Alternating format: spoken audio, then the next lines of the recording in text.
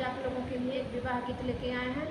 उसका बस पहला पार्ट बना रहे हैं। अगर अच्छा लगेगा आप लोगों को कमेंट द्वारा बताइएगा तो फिर दूसरा पार्ट बनाएंगे। बेरी आके बेरी तू हके